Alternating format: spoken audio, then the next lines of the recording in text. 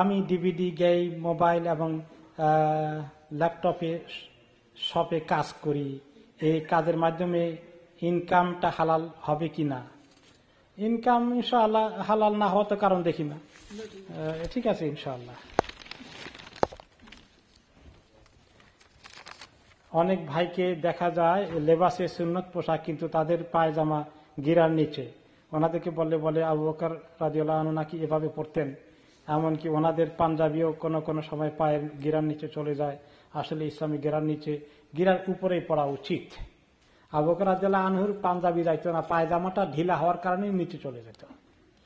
7 আর 6 বিসমিল্লাহ এর পরিচয় কতটুকু সত্য বা মিথ্যা? 786 786। এইটা বিসমিল্লাহ নাকি? এইটা হলো আরেক বেদাত, চিনলেন তো? এই বেদাতকে বন্ধ করেন, খবরদার। ইমামের সাথে নামাজে বা নিজে একা নামাজ আদায় করতে দাঁড়ালে নামাজি ব্যক্তির প্যান্ট বা লুঙ্গি পায়ের ঘন্টার নিচে পড়লে পিনলে নামাজ হবে কি না? কারণ ইস্টার্ন মসজিদে এক জামাতে যদি 8,000 মানুষ হয়, তাহলে 7,580 জনের কাপড় পায়ের নিচে থাকে। মাশাআল্লাহ, তা আপনি নামাজ বাদ দিয়ে সবার গুনছেন, 7,580 জন গুনতে পারছেন, মাশাআল্লাহ। তারপরে নামাজ হওয়া না হওয়ার একটা মাসালা, আর সুন্নতের খেলাফ আমল করা, গুনাহ করা আরেকটা মাসালা। নামাজ হবে না এরকম ভাবে ফতুয়া নয়, বরঞ্চ এটা একটা গুনাহ হচ্ছে, এই গুনাহ থেকে সতর্ক থাকা দরকার, দৃষ্টি আকর্ষণ করবেন ইনশাআল্লাহ। এর জন্য আপনার মনে এত ক্ষোভ রাখার দরকার নেই। আর এটার জন্য কোনো মসজিদ দায়ী না, ব্যক্তি দায়ী। আমার মনে সন্দেহ, গত কয়েকদিন আগে জোহরের নামাজ ওযু ছাড়া আদায় করেছি। আমি এখন বড় চিন্তা করলাম নামাজ হবে কি না। কিন্তু ভাই, জোহরের জামাতের ইমাম ছিলেন আপনি, সুবহানাল্লাহ, আমাকে আটকে দিবেন নাকি? ওযু ছাড়া নামাজ আদায় করেছি, যদি আপনি শিওর হয়ে যান তাহলে তো আপনি ওযু করতে হবে, নামাজ পড়তে হবে, আবার কাজার মতো পড়ে ফেলতে হবে। আর যদি সন্দেহ আসে তাহলে আপনার চিন্তা দরকার নাই। যদি একদম কনফার্ম না হন যে ওযু ছিল না, শুধু সন্দেহ আপনাকে ওয়াসওয়াসা দিচ্ছে, কষ্ট দিচ্ছে, তাহলে ইগনোর করে। কারণ এই একটা মাসালা হলো যে আল ইয়াকিনু লা ইয়াজুলু বিশাক। যদি ওযু করেছিলাম কিন্তু এটা মনে আছে, ওযু গেল কি গেল না, চলে গেল কি গেল না, এরকম একটা ডাউট সৃষ্টি হয়ে গেছে। কিন্তু ওযু করেছি এটা মনে আছে, ওযু চলে গেছে কি যায় নাই এরকম একটা ডাউট হয়ে গেছে। তো একটা হলো ডাউট, আর ওযু করেছি মনে আছে। ওযুর কথা মনে আছে তো, এটা নাম হলো ইয়াকিন। আর ওযু চলে গেছে কিনা এটা হলো ডাউট, রাইব, শাক। তো এই শকটা হচ্ছে দুর্বল, ওযু যে করছেন ওটা হলো শক্তিশালী। তো শক্তিশালীটাকে সরাইতে পারে না দুর্বলটা, তার মানে আপনার ওযু আছে এটাই ধরে নেওয়া হচ্ছে। তবে নামাজের আগে যদি এরকম বেশি ওয়াসওয়াসায় পড়ে যান, টাইম আছে, তাহলে ওয়াসওয়াসা থেকে বাঁচার জন্য চট করে ওযু করে নেবেন, বাস, ইউ আর হ্যাপি। কিন্তু যদি নামাজ পড়ার পরে ওয়াসওয়াসা আসা শুরু করে দেয়, তাহলে আল ইয়াকিনু লা ইয়াজুলু বিশাক। যেহেতু আগে ওযু করেছেন সেটা মনে আছে, যাওয়াটা কারণে এই ইয়াকিন দুর্বল হবে না, আপনার ওযু আছে, নামাজ হয়ে গেছে এটাই ধরে নেবেন। মানুষ যে তারিখে মৃত্যুবরণ করলেন, পরের বছর ওই মাসে ওই তারিখে গরু জবাই বা খাসি জবাই করে গরিব আত্মীয় স্বজনকে খাওয়ানো ইত্যাদি, মিলাদ পড়ানো, কবর জিয়ারত করানো, এসব কতটুকু ঠিক? একটাও ঠিক না। যেই বছর, এখনো অনেকেই বলে যে আজকে আমার আব্বার মৃত্যু দিবস, 10টা পাউন্ড মসজিদ দিলাম, এটা দোয়া করেন। তো তখন বলতে হয় যে আপনার আব্বার আজকে বেশি দরকার ছিল, গতকালকে কম দরকার ছিল, আগামীকালকে বেশি দরকার হবে না। সব সময় আপনার আব্বার দরকার, সব সময় দান খরাত করবেন, সব সময় দোয়া করবেন। আজকের দিনের কথা মুখস্থ রাখবেন না, ভুলেই যাবেন। এটা বেদাত, এটা সুন্নত নয়। প্রচুর আমল আছে, লিস্ট বানালে কয়েক হাজার আমল পাওয়া যাবে, লোকেরা সুন্নত মনে করে, কিন্তু সবগুলো বেদাত।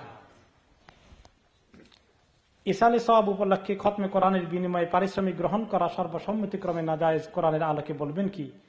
দেখেন, এই কোরআন হাদিসে এবং ফাতাওয়ার মধ্যে অনেক এর পক্ষে দলিল আছে যে কোরআন ইবাদত, এটার বিনিময়ে পারিশ্রমিক নেওয়াটা ঠিক নয়। শুধুমাত্র ওলামা ইকরাম ফতোয়া দিয়েছেন শিক্ষককে শিখানোর জন্য এরকম কিছু জব হিসাবে নিলে সেটার আলাদা কথা, কিন্তু ইবাদতকে এরকম ব্যবহার করা জায়েজ নাই।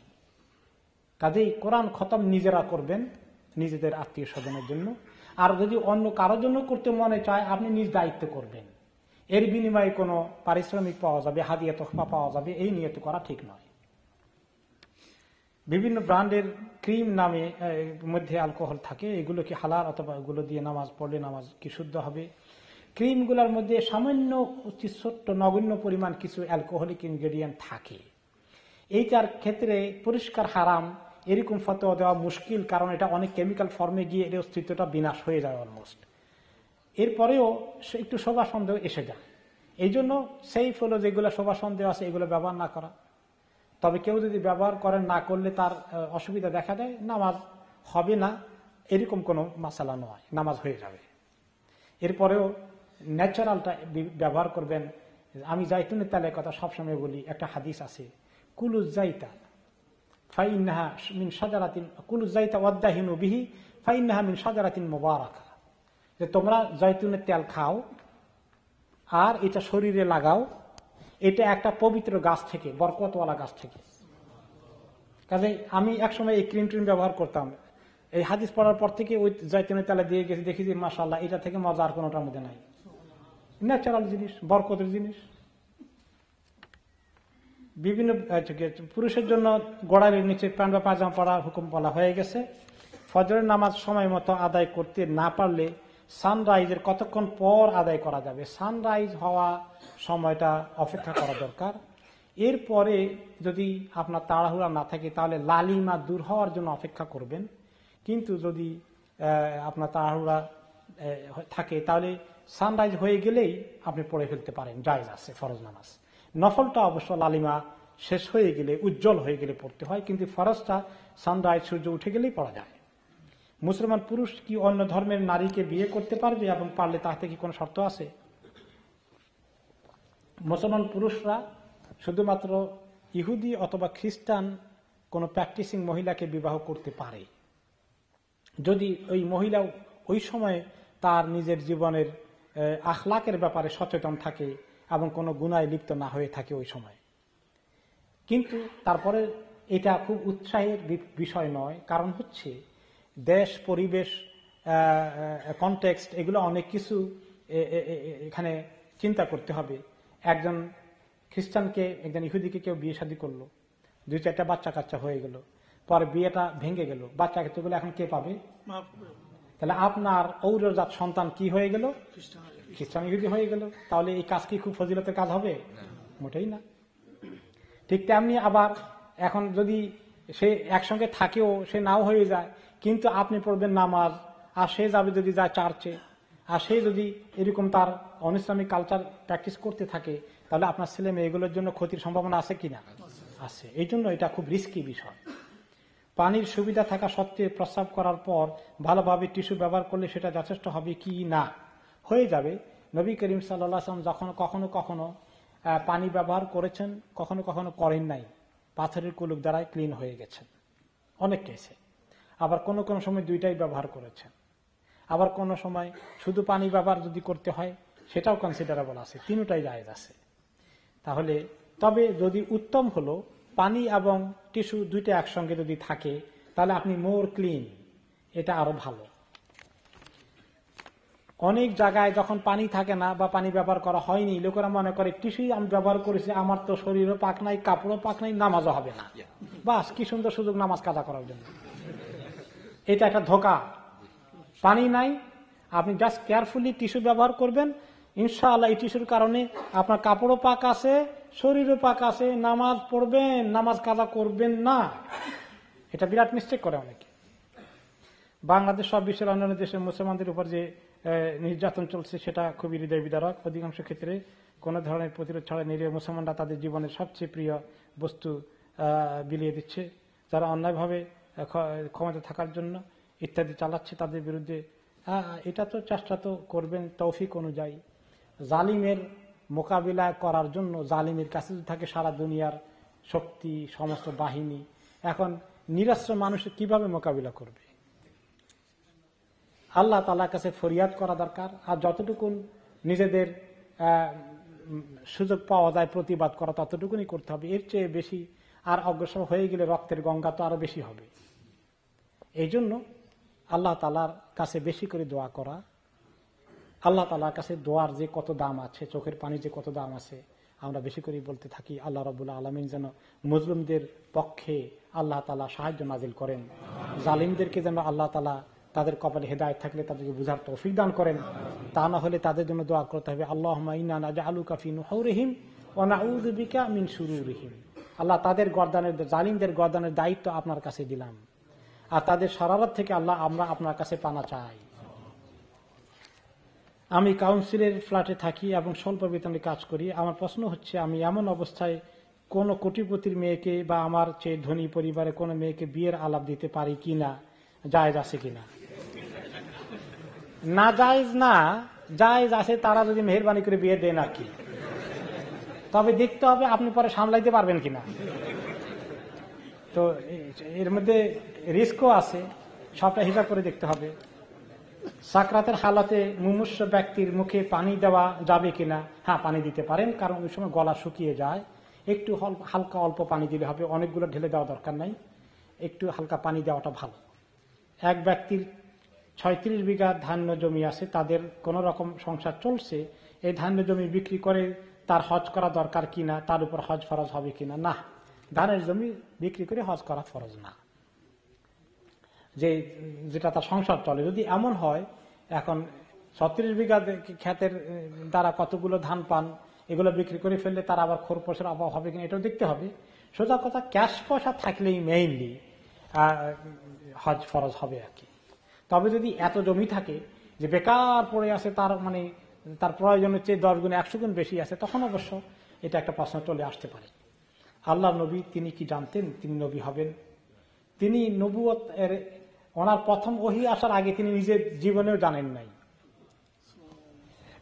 যদিও আল্লাহ তাআলা জানতেন কিনা, আল্লাহ তাআলা জানতেন বহুত আগে, যে আগের কোনো সীমা নাই।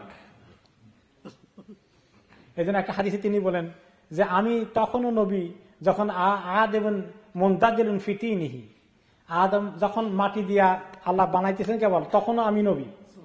তো আল্লাহর কাছে নবী, কিন্তু নবী করিম সাল্লাল্লাহু আলাইহি ওয়াসাল্লাম তখনও জানেন না যে তিনি নবী হবেন। তিনি কবে জানতে পেরেছেন? ইকরা বিসমি রাব্বিকাল্লাযী খালাকা যখন নাজিল হলো, জিবরাইল এসে 3 বার জড়াইয়ে ধরলেন। এটা বললেন না, শোনেন আপনি নবী হয়েছেন, এখন ওহী গ্রহণ করেন, কিচ্ছু বলেন নাই। ধরলেন, আসিফ বলেন যে ইকরা পড়েন। আমি তো লেখাপড়া করি, স্কুল কলেজে কিচ্ছু জানি নাই, আমি তো পড়তে জানি না। জড়াই ধরলেন ভালো করে, খুব জোরে জড়াই ধরলেন। জড়া ধরার মধ্যে ফেরেশতার ধরা তো মোটামুটি বাক্কা শক্ত ধরা ছিল। ছেড়ে দিয়ে বলেন এবার পড়েন। আমি তো পড়তে জানি না, মা না বেকারে। আবার জড়াই ধরলেন, তারপরে ইকরা পড়েন। আমি তো জানি না। 3 নম্বর বার জড়াই ধরে বললেন ইকরা বিসমি রাব্বিকাল্লাযী খালাক, মানে আমার সঙ্গে রিপিট করেন, পড়েন। এই কয়েকটি আয়াত নাজিল হয়ে গেল। এখন এটা কি? যে রব সৃষ্টি করেছেন তার নামে পড়েন, কি ঘটনা? এখন যে ভয় পেয়ে গেছেন, ফেরেশতাকে চিনে না, কি আশি ধরে জড়াইয়ে ধরলো, ভয়ের কারণে শরীরে জ্বর এসে গেছে। ঘরে এসে তাড়াতাড়ি আসলেন, খাদিজা রাদিয়াল্লাহু আনহাকে বলেন জাম্মিলুনি জাম্মিলুনি, আর অন্য রিওয়ায়াতে দাসসিরুনি দাসসিরুনি, আমাকে জলদি কম্বল আনো, লেপ আনো, আমাকে জড়াই ধরো, আমাকে এগুলো লেপ জড়িয়ে দাও, আমার খুব জ্বর এসে গেছে। আমি কি দেখলাম, কে আসলো জড়াই ধরলো, আমি কিচ্ছু বুঝতেছি না। তখন তিনি বললেন যে কাল্লা, কখনো নয়, লা ইউখজিকা আল্লাহু আবাদান। যদি কিছু দেখে থাকেন আপনি, কেউ এসে থাকে, এটা কখনো আপনাকে অপমান করার জন্য কিছু আসে নাই। আপনি এত ভালো মানুষ, আপনি অনাহারী লোককে খাওয়ান, অসহায় লোককে সাহায্য করেন, ওয়াতুঈনু আলা নাওয়াইবিল হক, যারা বিপদ মুসিবত আছে আত্মমানবতার সবাই আপনি সবসময় এক পায়ে খাড়া। আপনি এমন একজন ভালো মানুষ, আপনার কাছে খারাপ কিছু আসবে আমি কখনো বিশ্বাস করি না। মানে জিন ভূত এরকম কিছু আসে আমি কখনো বিশ্বাস করি না। কে বললেন? খাদিজা রাদিয়াল্লাহু আনহা। কি জ্ঞান এই মহিলা! আল্লাহ তাআলা নবী করিম সাল্লাল্লাহু আলাইহি ওয়াসাল্লামকে তিনি সান্ত্বনা দেওয়ার জন্য মহিলা, এই জ্ঞানী মহিলাকে আল্লাহ জোগাড় করে দিয়েছিলেন। তারপরে বলে যে ঠিক আছে, কি জিনিস আসছে আমার কাছে মনে হয় ভালো কিছু আসছে, ভালো কি আমি তো বুঝতেছি না। চলেন, আমার চাচাতো ভাই ওয়ারাকা ইবনে নাউফল, তিনি খ্রিস্ট ধর্ম কবুল করে ইনজিল কিতাব ভালো করে লেখাপড়া করেছেন, অনেক ভালো আলেম আমি জানি, ওনার কাছে গেলে নিশ্চয়ই খবর পাওয়া যাবে। তো তিনি গেলে ওয়ারাকাকে বললেন, খাদিজা আপনার এই ভগ্নিপতিকে কি জানি দেখছে গাড়ি হেরাতে গিয়ে, উনি তো খুব ভালো মানুষ, কে আসলো, কে ওনাকে জড়িয়ে ধরলো, ইকরা বিসমি রাব্বিকাল লাযী খালাকা পড়তে বললো, ঘটনা কি উনি তো কিছু বুঝতেছেন না। সব শোনার পরে বললেন, তোমার কাছে হে মুহাম্মদ ওই নামুস এসেছেন, ওই জিবরাইল এসেছেন, যিনি সমস্ত নবীদের কাছে ঈসা মুসা আলাইহিস সালাম থেকে শুরু করে সবার কাছে ওহী এনেছেন। তুমি তো আল্লাহ নবী হয়ে যাবে, তাতেই তোমার কাছে খবর চলে আসবে সবকিছু, গেট রেডি ফর দ্যাট।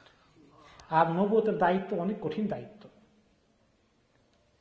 তোমাকে তোমার জাতি তোমাকে একসময় হত্যা করতে চাইবে, বহিষ্কার করে দিবে। আও মুখরিজিয়াহুম, তারা আমাকে বহিষ্কার করবে। তিনি বিশ্বাসই করতে পারছেন না, আমাকে এত মহব্বত করে আল আমিন বলে ডাকে, আর আমাকে বের করে দেবে।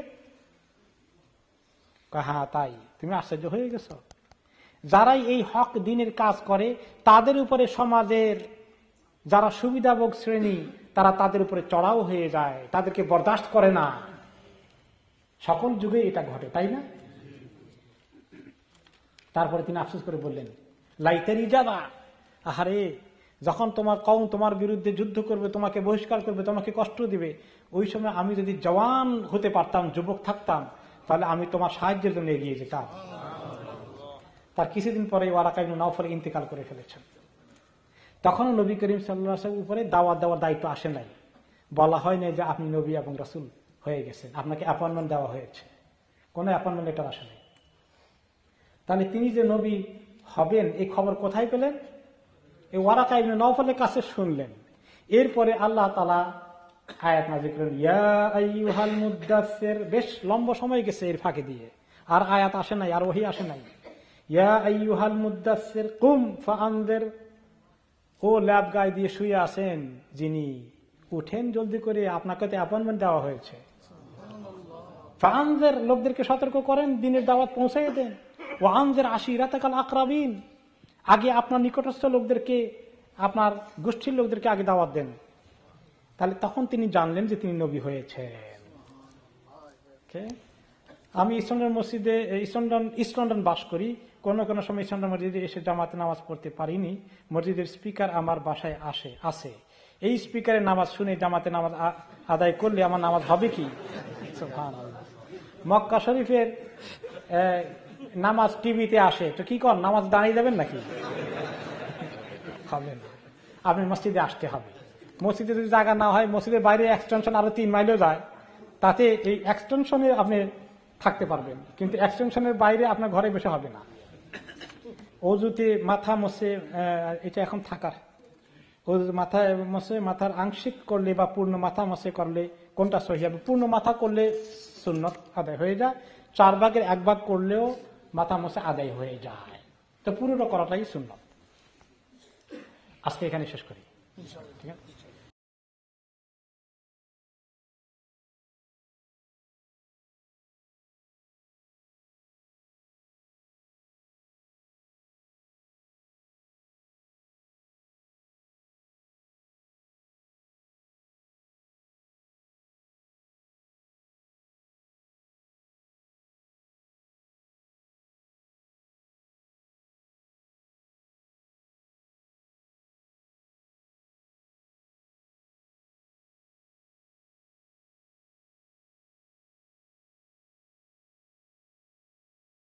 سبحانك اللهم وبحمدك أشهد أن لا إله إلا أنت أستغفرك وأتوب إليك.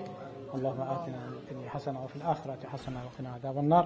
اللهم أرنا الحق حقا وارزقنا اتباعه، وأرنا الباطل باطلا وارزقنا اجتنابه. اللهم إنا نعوذ بك من الفتن ما ظهر منها ما بطن. اللهم أنزل علينا ولا رحمتك ولا تنزل، اللهم أنزل علينا رحمتك ولا تجعلنا من القانتين. اللهم إنك عفو كريم تحب العفو فاعف عنا يا كريم يا حي يا قيوم برحمتك نستغيث. اللهم اهدنا إلى صراطك المستقيم. اللهم يا مقلب القلوب ثبت قلوبنا على دينك. اللهم يا مصرف القلوب صرف قلوبنا على طاعتك وطاعة رسولك. ربنا أفرغ علينا صبرا وثبت أقدامنا وانصرنا على القوم الكافرين. وانصرنا على القوم الكافرين. وانصرنا على القوم الكافرين. اللهم إنا نجعلك في نحورهم ونعوذ بك من شرورهم. اللهم إنا نجعلك في نحورهم ونعوذ بك من شرورهم. وصلى الله تعالى على خير خلقه سيدنا محمد وعلى آله وصحبه أجمعين.